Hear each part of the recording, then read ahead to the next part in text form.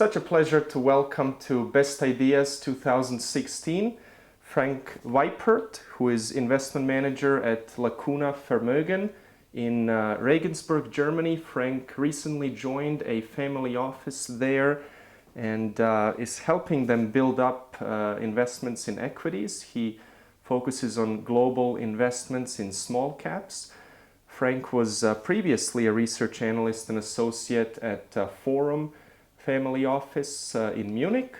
We're very excited to hear about Frank's idea today. So without further ado, Frank, I'd like to turn it over to you for your remarks. Please go ahead. Thank you, John. Thanks for having me. I'm happy to be part of this, and also hello to all the idea seekers out there. I hope I can contribute a little bit with a nice small cap compounder. It's an owner-run compounder, still run by the founder, very good compounding economics, and this is generally something I'm looking for. So I'm either looking for businesses where there's some change in the business, where there's an inflection point, maybe a management change, or just a business that continues to run perfectly, great management. I strongly believe in ownership in the business. And Judges perfectly fits this second bucket. What the company does, it's an acquirer of small niche market businesses in the field of scientific instrumentation. And over the past 7 years, or over the past 10 years even, it had growth rates of around 30%. Thereof 10% organic, 20% coming from M&A. Little dilution, so even after dilution, it's more than 20% growth rate. The organic growth comes at a very high return on capital of 50%. The M&A growth at very cheap multiples of 4 to 5 times EBIT. The management team is fantastic, I think, one of the best I ever met. And on top of that, it's a very nice and stable business, not dependent on the economic cycle. So overall, a great business. It's London-based, listed on the AIM market, and has a market cap of around 100 million, 10 million in debt, so enterprise value is slightly above 100 million. I think the best way to start off is by looking at the history of the company. Judges was founded in 2002 by David Sickerell, who is still the CEO of the business.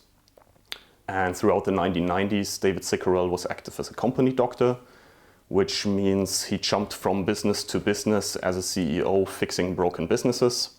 Then around 2000, he wanted to start his own investment vehicle. Wasn't easy at the time, he had troubles to raise money. Then in 2002, he finally managed to raise, he started with 500,000 of his own money and raised around 2 million from family and friends. So really small beginnings, was a listed company from the start.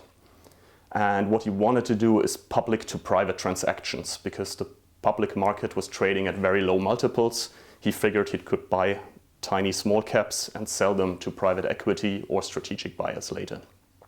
That didn't really work out because the public market valuations just went up.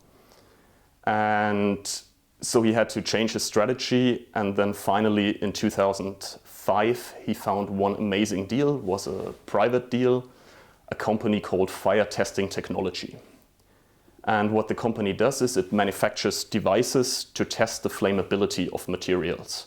So how fast does the fire spread, what type of smoke is developing, etc. And that's a tiny global niche market where FTT has a market share of 60 to 70%. So it's really dominating the whole niche market it's active in, has very high margins, above 20% EBIT margins, constantly very stable. And so overall a fantastic business to own, has organic growth, good return on capital, and he was able to buy it at around 4.5 times EBIT, so ridiculously cheap price. And the reason was because the founder of this company wanted to move out of the company, didn't really have a successor in place, and then sold it to Judges. He financed around 3 times EBIT with debt, so most of the acquisition was financed with debt at very cheap rates. He could pay that back very fast, had a total payback period of his complete investment of around 5 to 6 years. And so it was fantastic deal economics.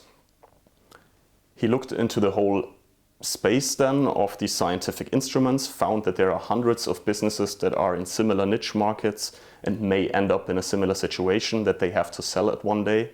And so he renamed the company from Judges Capital to Judges Scientific, and since then basically acquires only these scientific niche market companies.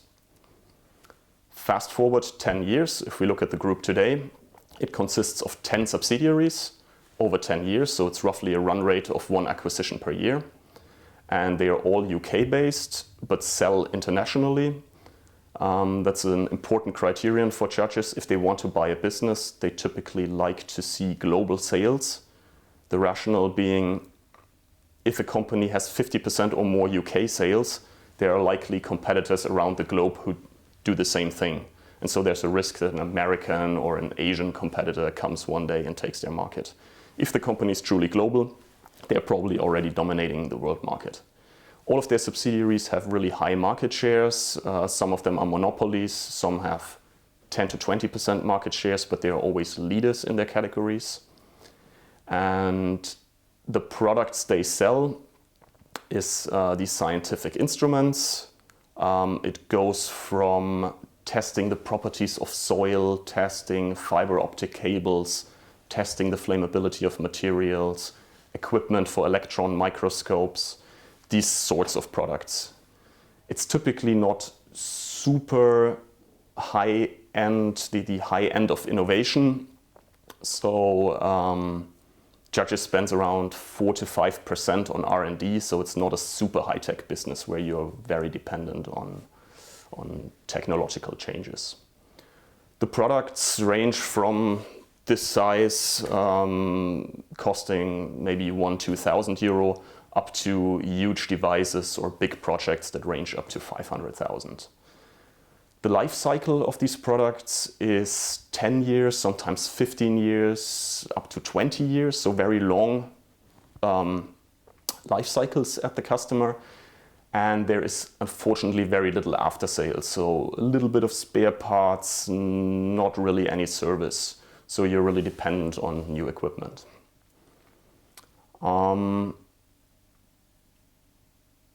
Yeah, that's all about the products. The sales channel, typically 60% of these products go to universities, so it's somewhat dependent on public spending.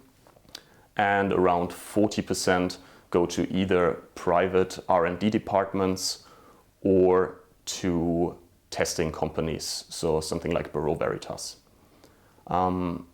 Judges uses a mix of direct and indirect sales depending on the region, and the call point is typically the professor. So Judges tries to build up really good relationships with a professor at a university, with a researcher in a private company, and the purchasing department basically acts only as a gatekeeper.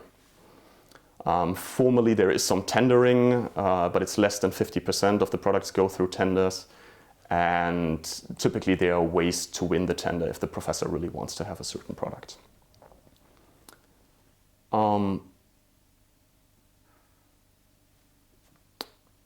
The management is fantastic, I think. You could judge it simply by looking at the track record of the company. Historically, over the last 7 years, you have a total shareholder return of 34% PA. The organic growth was 10%, M&A growth on top, very successful. So simply by judging the management at its track record, it's fantastic. But also if you talk to the management, you realize they think in the right way about capital allocation, value, cheap M&A, are very thoughtful about acquisitions, take their time buying companies. They never do any strategic acquisitions, but really focus on getting a good price on a good, stable, mature business. Operationally, the management, David Sickerell, is very fit. He was a company doctor before, so he knows how to fix a business. The metric he looks at is return on capital employed, which I think is the right metric. And beyond all these hard facts, I think the management scores very well in terms of integrity, honesty. I think he's a very upright guy, has what Charlie Munger calls an inner scorecard. So he's really not driven at all by the city, and it's really shocking to see in London how many businesses do certain things simply because the city wants it. When talking about successes, David Sickerell would always talk about we instead of I. I think that's a great measure of character if you count how often the management says I and how often they take credit for themselves versus giving credit to the team. The annual report reads something like, your company did well last year, your board did this or that. And I think that's fantastic. It shows that they value the minority shareholders highly. And also in practice, they never did anything against minority shareholders. When now looking at the economics of the business, the organic growth over the last 10 years since the company exists was around 10%. And that was fueled on the public side, on the university side, by simply growth in universities. In Western markets, there was some growth, but especially in emerging markets. And in the private markets, you have a trend towards more and more complexity. Let's say a car, for example, was way simpler 20 years ago or 10 years ago than it is today. Everything needs more measurement, more R&D. Certification is another driver. So with global trade, a company exporting goods typically has to fulfill certain regulations, for example, flammability. If you ship to Europe, to America, different certifications, it's also a growth driver. This growth recently slowed down over the last couple of years, and now in 2014, for the first time, was negative. 2015 H1 was also negative in terms of sales, but the order intake picked up very strongly. So what was the reason for this recent slowdown? It's probably a mix of a strong sterling, which hurts an exporter. Then there were some regional effects that, for example, Russia was weak or China wasn't super strong in 2014. And one of the big reasons is obviously reduced government spending. And the question now is, how does it look like in the future? What growth rates can we assume? What happens with government spending? How does it impact the business? The short-term consequences are not that easy to forecast, but I think we're certainly not at the peak of the cycle. So the last years were already quite tough. And governments try to save some money. But on the other hand, I think there is an understanding in Europe, in the USA, that we are dependent on innovation in order to compete with, let's say, emerging economies in Asia. And if you look at Europe, for example, there is a goal to increase R&D spending as a percent of GDP Europe-wide. Whether they reach the target to increase it massively or not, I'm not sure, but at least I think the risk that they completely cut R&D and education spending is not too high. Also, if you look at individual markets, if you look at what happened in the UK, they tried to save a lot of money, cut a lot of different buckets, but one of the buckets that they didn't touch was education and research. So there's a political awareness that this spending should remain stable. However, short term, it can always be lumpy. There's no recurring revenues. There is a risk that sales are lumpy the next couple of years. On the other hand, you get growth from M&A. Historically, Judges bought roughly one company per year. The target is to buy the biggest acquisition possible without diluting shareholders. So they take on some debt and then pay it back. But they typically don't want to issue new shares. They did this a little bit in the past when they had to, but not too much. So far, no acquisition failed. All of the acquisitions today are bigger than at the time when they purchased it. And the historic multiples they paid were around 4 to 5 times EBIT, which is very cheap. The reason is that Judges has a bit this good home mentality that also Berkshire has. So if a researcher, an engineer at the end of his career wants to pass on his business, he has the choice of passing it on to private equity, who may squeeze out the cash, sell it on to the next guy, or he can sell it to judges. Judges typically is very fair in the negotiations. If they offer something, they will later pay it without trying to negotiate downwards. And they keep the business independent, keep them running, etc. So this is the reason they got the businesses so cheap. And now the question for the future is there still enough room to grow, to buy more of these businesses, and what multiples will judges pay? In terms of growth opportunities, just in the UK itself, there are around 170 businesses above 5 million in sales that are active in scientific niches that judges could at one point acquire. They're obviously not all available at the same point for sale, but there's plenty of opportunities in the UK. And after the UK, judges could still look in continental Europe, could still look in the US. So I think that the runway for growth is still there, and this driver is fully intact. And in terms of multiples they pay, judges now has to tackle slightly bigger and bigger acquisitions as they grow in order to still move the needle. And the average multiple will probably rise, because if you get above 1 million in EBIT, you tend to compete with private equity or with competitors like Spectris, Halma, Oxford Instruments.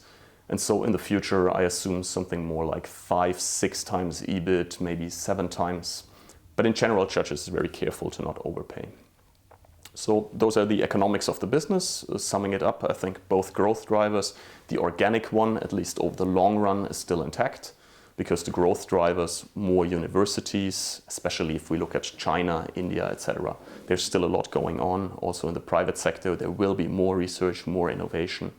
So I think organic growth still intact, M&A growth still intact, so you can expect also good returns in the future. And before we get to the valuation of the business, maybe looking at the risks, I think the biggest risks are, on one hand, this very lumpy spending. Investments can be deferred by customers, and we will see how the public spending turns out in the next years, but I think over the long run we'll be fine.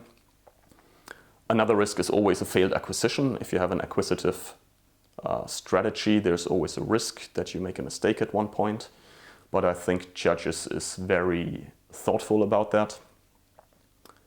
And on the other hand, the CEO, David Cicurel, who built up the great track record, he's 66 years old now, which raises the question of succession. But I think he wants to continue, and he can continue. He wants to continue, he really loves his job.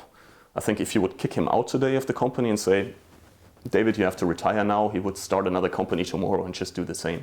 So I think he really wants to continue, has Warren Buffett and Charlie Munger as a role model. So he wants to work for a long time. And I think he can continue. He's mentally still sharp. I think I have no reason to believe that the decisions he makes today or he makes in 5 years are worse than the decisions he made 5 years ago. So I think mentally he's fit and able to continue. Physically he's also fit. I did a small cardio test. So last time we had a meeting, we were late to catch a train and ran a couple of minutes after the train. And he was not coughing or anything. He was fit, and I think he's able to continue for at least another 5, maybe 10, 15 years. If he was to retire, what would happen? I think operationally, nothing would happen to the business, because all the subsidiaries run standalone, have their own sales force, don't really need the top management. So operationally, everything would be intact. The business wouldn't break down. In terms of M&A, it is not easy to find an equally skilled deal maker, but I think David Cicurel his connections to the industry are not that crucial that a successor couldn't make any deals or something like that. And the company is very thoughtful about that topic and has a list of successors in place. Now, finally, the question is, what do you have to pay for all of that? When looking at the financials of Judges, it's important to note that there's a big difference between EBIT as reported and EBITA. And this A is not capitalized R&D or anything, it's acquisition-related costs. So they capitalize PPA, purchasing price allocation, and then amortize it over time. So it's really acquisition-related, and it makes sense when looking at valuations to add that back. When we then look at the valuation, Judges has a market cap of around 93 million, has an enterprise value of 103 million, so roughly 10 million in debt, and makes revenues of 55 million. And the EBITA margin, I think, is around 17% sustainably. That was also very stable in the past. That gets us to an EBIT of around 9 million. And would value the company at around 11 times EBIT, or even slightly below 11 times EBIT, which is fairly attractive for such a good compounder. The PE ratio would be something like 13 to 14, which is also ridiculously cheap, I think, for this type of business. What I assume in this valuation is that the latest acquisition, Armfield, is included for a full year, and that the order intake that is currently the run rate of the order intake is roughly next year's sales. When we look at an IRR perspective, what's the shareholder return that we can expect? If the business doesn't grow anymore, I think an owner would receive a yield of roughly 7-8%, something like that. But I think the business can continue to grow, and I assume something like a 1% dividend yield. On top of that, roughly 5% organic growth in the long run.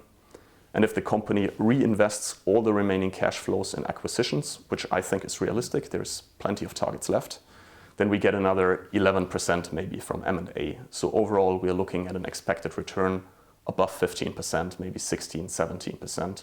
And that is without leveraging up, without taking on additional debt. So if I sum it all up, you get a great compounder, fantastic management, organic good compounder, M&A compounder, and you pay a very attractive price for that sort of investment. Well, Frank, thank you so much for those remarks. Maybe just a question on the competition. Do they tend to compete against bigger multinationals or small companies in those niches? They compete typically against small companies in these niches. Occasionally, let's say maybe in 20% of the cases, it is a subsidiary of a guy like Oxford Instruments or something like that.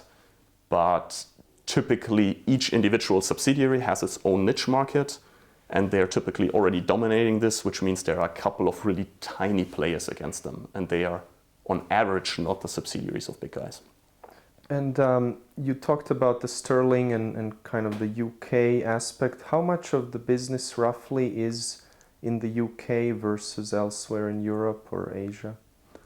UK is around 18%. Then you have another 30% continental Europe, which makes roughly 50% overall Europe. Then you have 20% US. And the rest, 30%, is rest of world, mostly emerging markets. Half of that, so roughly 15-16% of group sales, is China.